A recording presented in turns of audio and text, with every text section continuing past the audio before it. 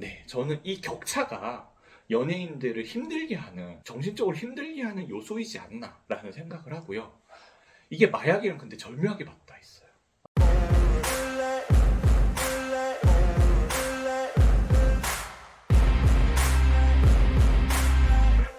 자, 유튜브 시청자 여러분들 반갑습니다. 인중입니다. 자, 오늘 제가 또 게스트 한 분을 모셨습니다. 유명한 의사 선생님 한번 모셔서 이렇게 방송을 같이 하게 됐는데 자기소개 한번 부탁드릴게요.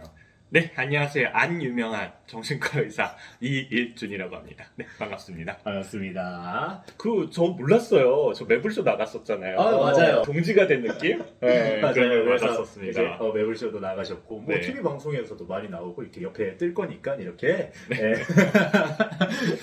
이제 오늘 얘기해볼 주제가 민감한 문제인데 아무도 안 다루는 것 같아요. 연예계 마약 문제.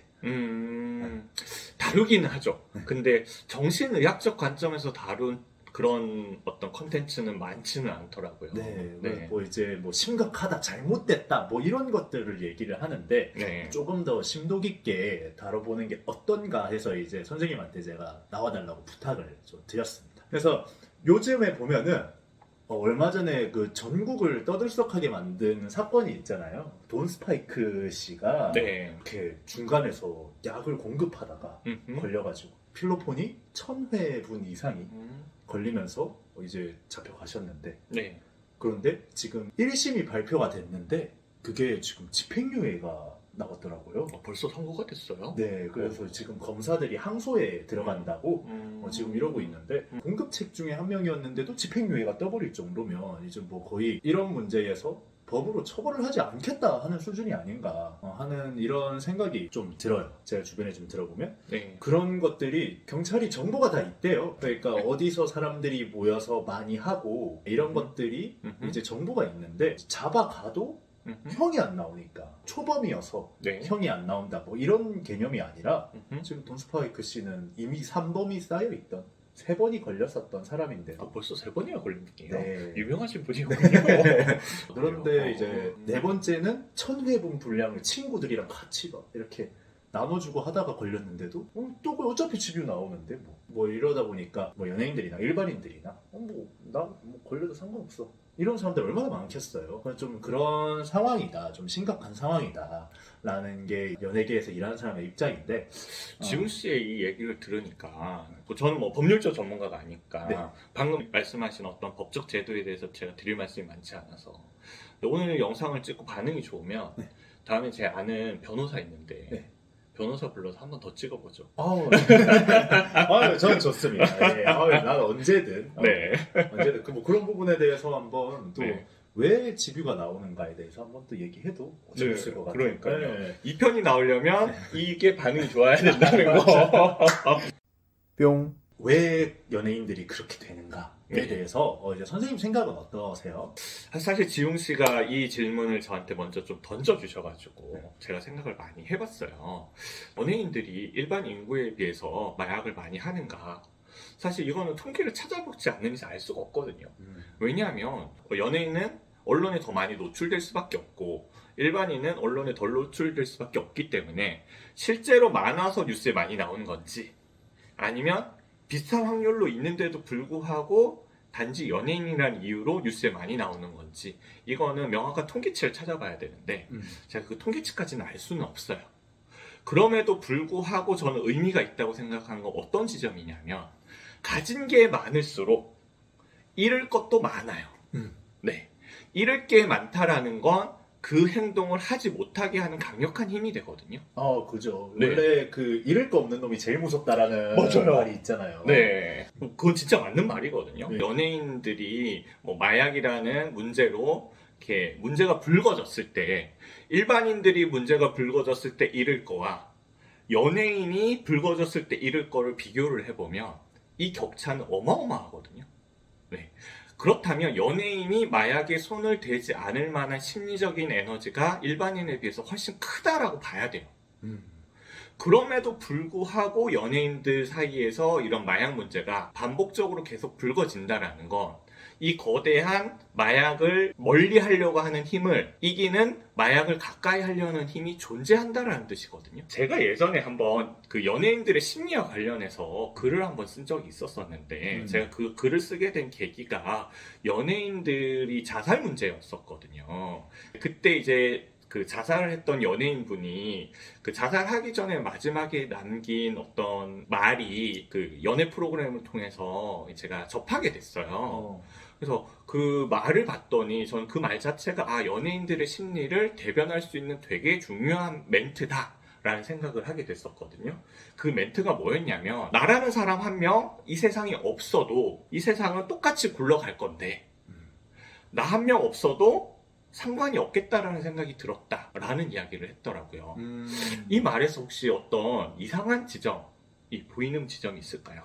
그거는 모두가 생각할 수 있는 부분인 것 같아요. 정확한 지점이에요. 네. 대체할 수 있는 인물은 늘 존재해요. 그렇기 때문에 그 명제가 맞다면 이 세상에 존재할 만한 의미를 찾을 사람은 이 세상에 아무도 존재하지 않을 거죠. 그럼에도 불구하고 그런 생각을 했다라는 건 이분에게는 어떠한 심리 기제가 있었냐라고 추측해 본다. 사실 제가 그분이랑 상담을 하진 않았기 때문에 그분의 정확한 마음 상태를 알 수는 없습니다만 저는 연예인들이 이러한 심리 기제가 되게 많다라고 생각해요. 뭐냐면 이상화하는 거예요. 이상화. 이상화. 난 특별해 막 이런 거. 그렇죠. 나는 특별한 존재, 뭔가 대단한 존재, 이 세상의 중심인 존재로 생각을 할 만한 요소들이 되게 많은 그 직업이 연예인이에요. 그렇죠. 사실 내가 이 세상에 없으면 안 되는 존재, 내가 없으면 이 세상이 돌아가지 않는 존재라는 건 실제로 없는 사실이잖아요. 그죠. 네. 그럼에도 불구하고 스스로 그렇게 생각을 한다라는 건 내가 갖고 있지 않은 걸 이상화해서 갖고 있는 거거든요. 근데 이거는 계속 나를 공격할 수밖에 없어요. 왜냐면 현실화할 수가 없기 때문에. 그러니까 네. 내가 가지고 있지 않은 것들을 상상해서 연예인이 되기도 했지만 또 네. 뭔가 한참 잘 나갈 때는 그 이상화가 득이 되는데 못 나가고 있을 때는 그 이상화가 오히려 나락으로 끌고 갈 수도 있다. 네. 그렇게 볼 수도 있고요. 또 다른 측면이 있어요. 예전에 싸이가 이런 이야기를 한 적이 있었거든요. 무대는 마약이다. 네. 그리고 저도 그 싸이 그 흠뻑쇼 네. 간 적이 있었었는데 진짜 저 앞에 서 있으면 얼마나 그 기분이 고양될까라는 감정이입이 많이 되더라고요.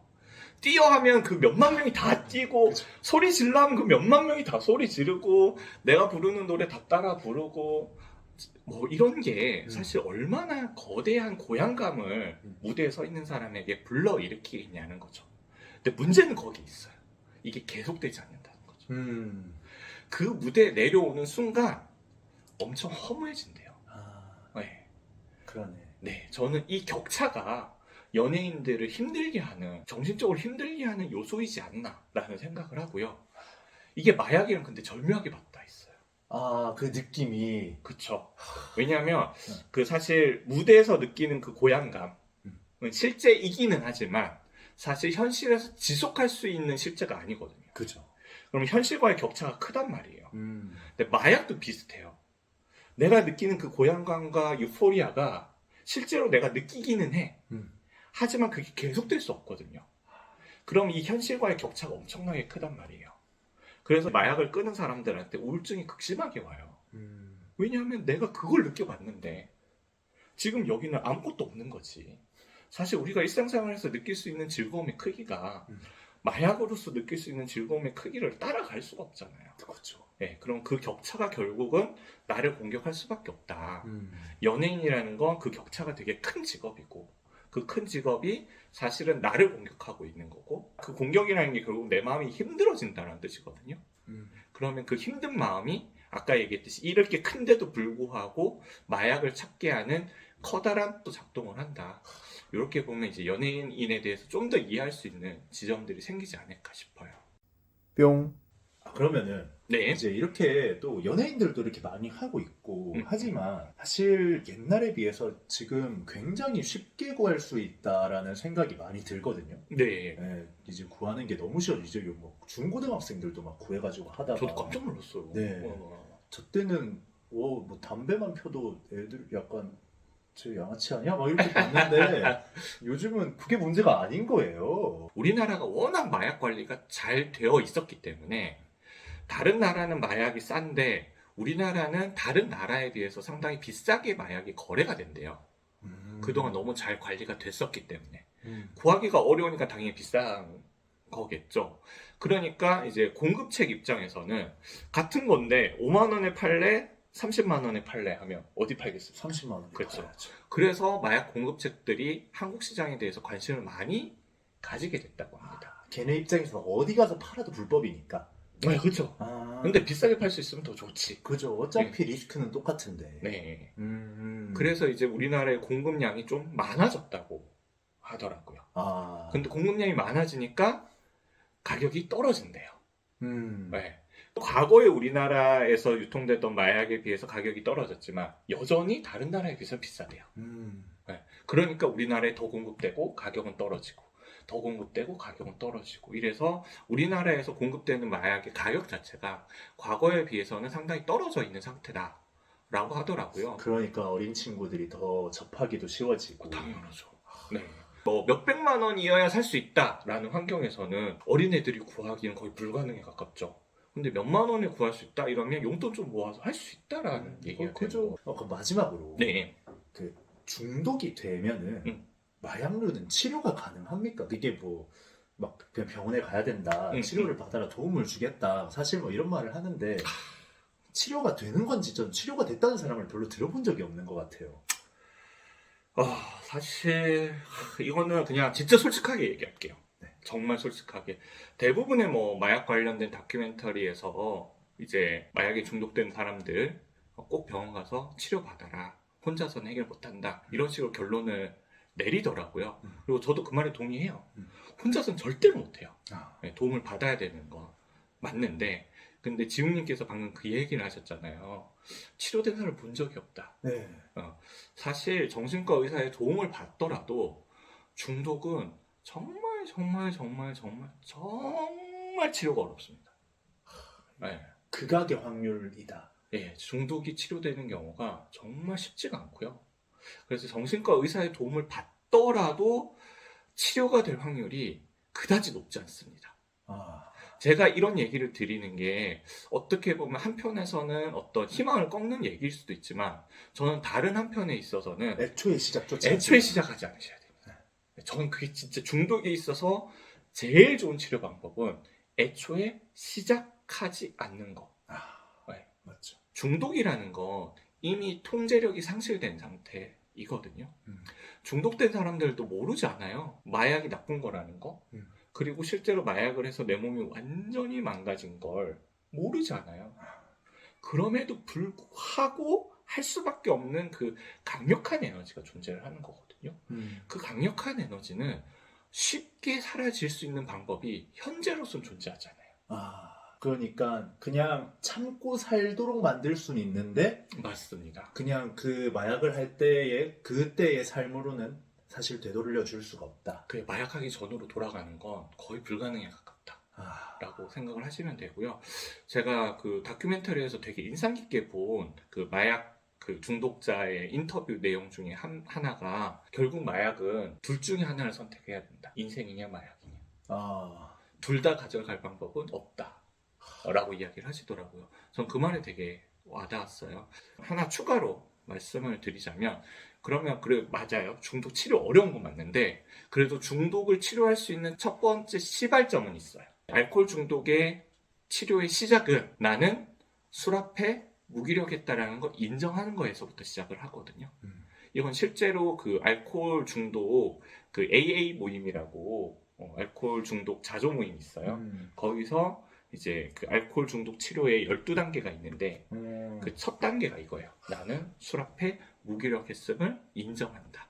근데 전 이 말이 되게 의미가 있다고 생각을 하는 게 이 말은 이미 중독된 분들한테도 중요한 이야기지만 중독되기 전에 사람들한테도 나는 중독으로 넘어가면 이 앞에는 절대 이길 수 없다. 중독 앞에는 이길 수 없다. 라는 지점을 또 알려주는 메시지가 되지 않을까 싶습니다.